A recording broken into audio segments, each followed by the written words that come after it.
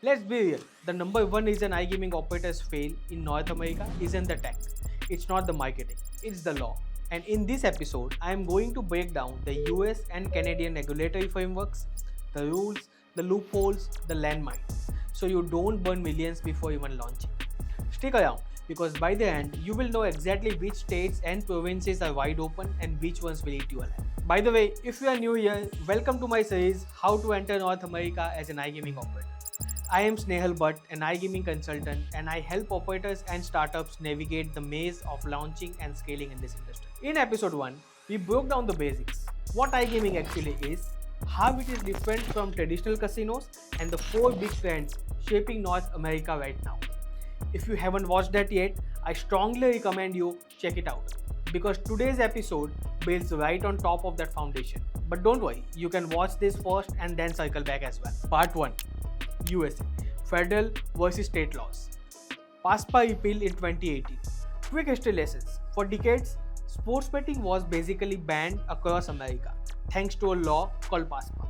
The only real exception, Nevada. But in 2018, PASPA got struck down and boom, the floodgates opened.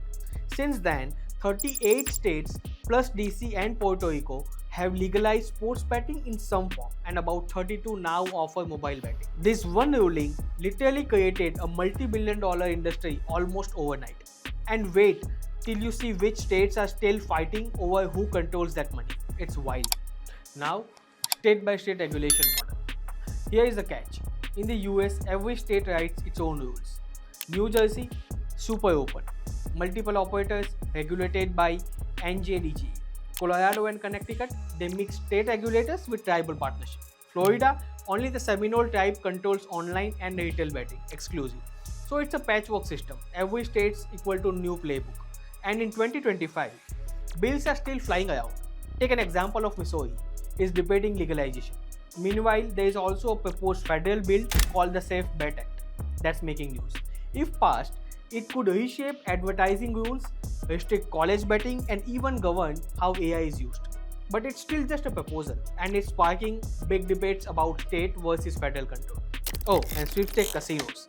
States like Michigan, Maryland, New York, and Ohio are sending cease and desist letters to sweepstakes casinos, even the ones operating in legal gray zones. Loopholes are closing fast. Commercial impact. But here is the jaw dropper. Despite the legal mess, the commercial gaming sector pumped out $15.9 billion in tax revenue in 2024. And 28 out of 38 active states hit record revenues. Translation? Regulators might be messy, but the money is massive. Part 2. Provincial regulation model of Canada. That is Bill C-218. Now let's hop over to Canada. In 2021, Bill C-218 passed, legalizing single event sports betting for the first time. Before that, Canadians could only make parlay bets. This law changed everything. Even esports betting got the green light. iGaming Ontario.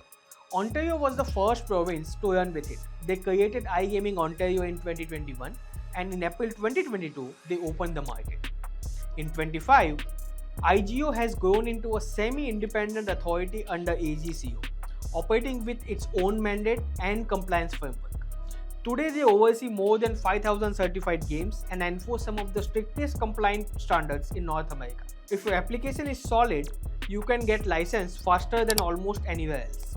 But not every province is like Ontario. In fact, most of Canada still looks completely different. Let's talk about monopoly versus open markets. Here is how Canada splits. Ontario is equal to open market, dozens of private operators like DraftKings and BetMGM competes. Quebec, Alberta, Nova Scotia, BC equal to mostly government monopolies. Provincial lotteries controls the game. And provinces like Manitoba, they are even suing offshore operators like Bordeaux for targeting their players. So Canada is basically one open door, that is Ontario, and a bunch of walls everywhere else. Part 3. Key legal concepts. Alright, let's simplify this. Licensing status. Fully legal and regulated in likes of New Jersey and Ontario. Partially legal or restricted, likes of Florida, where tribal only, and in Quebec, monopoly. Prohibited, Alabama, Utah, forget about that. Advertising and age. In the US, states decides. Some restrict bonuses, some mandate responsible gaming messaging. Beyond state laws, the FTC and state attorneys general are also starting to crack down on misleading gambling ads. So creative marketing isn't just about compliance, it's about avoiding lawsuits. In Canada, you need strict age verification, 18 or 19 depending on the province. And Ontario bans things like celebrity endorsement for gambling ads. Now let's talk about taxes. In the US, tax rates vary by states. Pennsylvania, high. New Jersey, lower. In Canada, players usually don't pay tax on winning unless they are basically running gambling as a business. Legislative developments. US. The Safe Bet Act could shake up ad rules and affordability checks. Canada. Pushing harder against offshore operators, maybe even expanding IGO-like models into other provinces. Part 4. Regulatory snapshot. Alright, if you're feeling lost in the details, here is a visual. Imagine a map of North America. US, light green states are fully regulated, yellow are tribal exclusive or retail only, and grey are prohibited. In Canada, Ontario in blue as open market, Quebec and others in red as monopolies, and the rest in orange as development. This one map tells you exactly where you can operate today and where you will have to be. Part 5. So here is the bottom line. In the US, it's state by state chaos. In Canada, it's province by province battles. And unless you know exactly where you can play and under what license, you will waste millions chasing the wrong market. If you missed episode 1, go back and watch it. That's a crash course on the iGaming market landscape. Pair it with this episode and you will already know more than 90% of new operators entering in North America. And in the next episode, we will dive into focus regions, the specific states and provinces that actually matters, like New Jersey, Ontario and tribal markets. That's where the real opportunities are hiding.